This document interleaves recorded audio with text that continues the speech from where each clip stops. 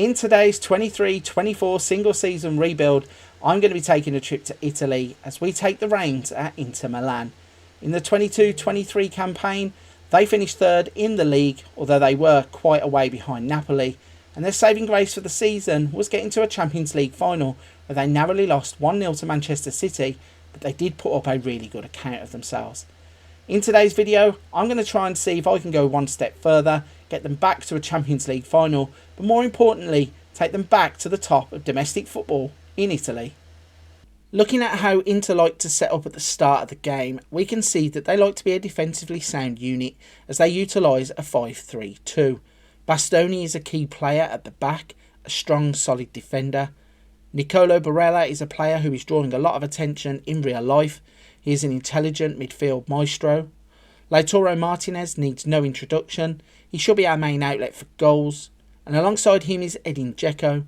He's been brilliant for Inter, but age really isn't on his side for this save.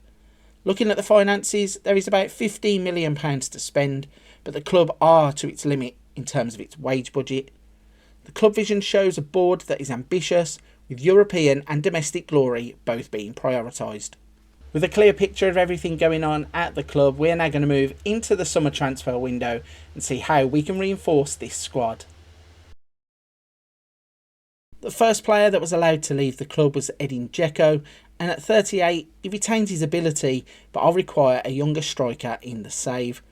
Next to leave was backup goalkeeper Gabriel Brazao. He goes to Frosinone.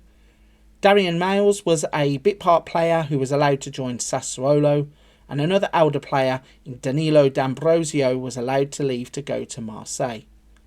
With those players moving on, we now have 20 million in the bank to reinvest in the playing squad. The first signing was Dzeko's replacement in Pedro from Flamengo. The only other signing in the window was Nicholas Seewald. The young Austrian midfielder joins us from Red Bull Leipzig. With those two bits of business done, we are left with 600,000 in the bank heading into the new season. So with our summer signings now locked in, we are going to be heading into the first half of the season to see how we get on in the run to the 1st of January. We kicked off the season in good fashion, beating Lecce 2-0 away. We followed this up with a 7-0 demolition of Monza. In the Champions League, we kicked off with a 6-2 win over Antwerp and followed that up with a 6-2 win over Lazio. Spurs were the next ones to get demolished as we beat them 8-2 at home. Then out of nowhere, we lost our first game of the season, going down 2-1 to Sassuolo. Disappointingly, we then lost 3-1 to Spurs in the Champions League, and then we had a bit of a bounce back as we beat Empoli 5-1.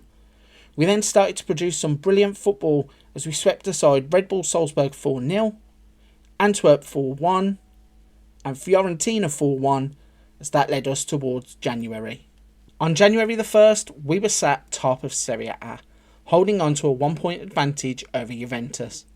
We progressed to the round of 16 in the Champions League, and we drew Benfica, and we were also in the third round of the Italian Cup. Due to the way the database works, we also played in the Super Cup, but we had lost to Manchester City. Looking at Serie A, we have played 16, won 12, drew 3 and lost just 1. And in the Champions League, we won 4 from 6, drawing 1 and losing 1. Looking at our signings, starting with Pedro, he is fitting well at the club. He has scored 10 goals in his first 21 appearances. Nicholas Seewald has also played 19 times. He scored once and provided 3 assists in all competitions. Going into the winter transfer window, we have a boosted £46 million to spend on improving our squad. With the first half of the season now complete, we're turning to the winter transfer window to see if we need to add any reinforcements to our squad. The only player to move on in the January transfer window was Zeno van Hoosden. He moved on to Fiorentina, and the only purchase of the window that we made was powerful central midfielder Manu Kone. He will now challenge for a place in the first team straight away. As of the 31st of January, we are sitting top of Serie A, and we are now opening up a nice gap as we lead Napoli by 5 points. With the January transfer window now shut, our squad is complete. Let's see how we get on in the final run-in to the end of the season. We started off the second half of the season with a 4-0 victory at Monza.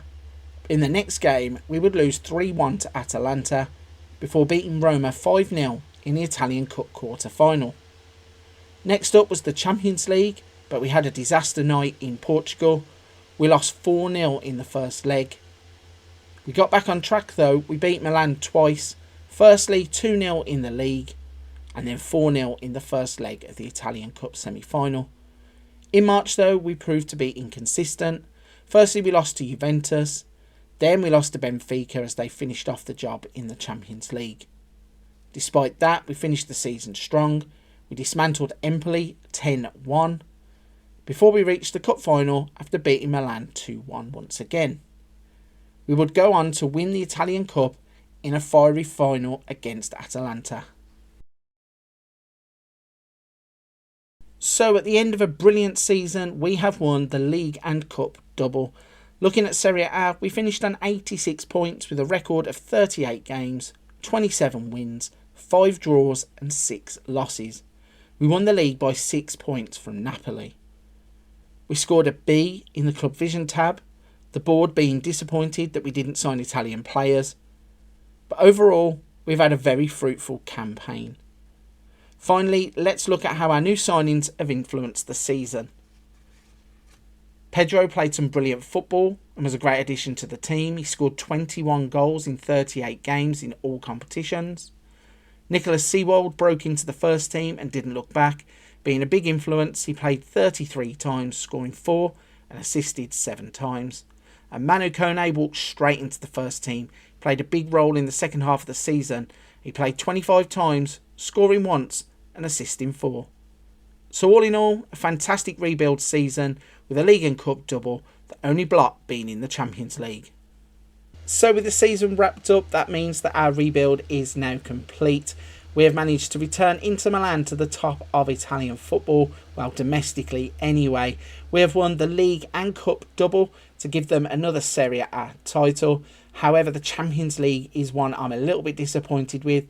Going out to Benfica when we did was disappointing. I felt there was a run to the final for us if we could have got over that hurdle. But nonetheless, a brilliant attempt at a rebuild in a single season at Inter Milan. Right then, if you've enjoyed this video and you're still with me at this point, please hit the like and subscribe button to help the channel out. I cannot thank everybody enough that has done it already. If you're one of those people that haven't done it already, please consider doing so. It helps the channel so much, and I really cannot thank you all for the support that you've given the channel across the past couple of months. Before you do go, don't forget to check out the rest of the channel. There are Wonder Kids Let's Plays, hints, tips, tutorials, tactic videos. There is a little something for everybody right here on the channel. For this one, I'm going to leave it there. Big thank you for watching. I'll see you on another video very soon.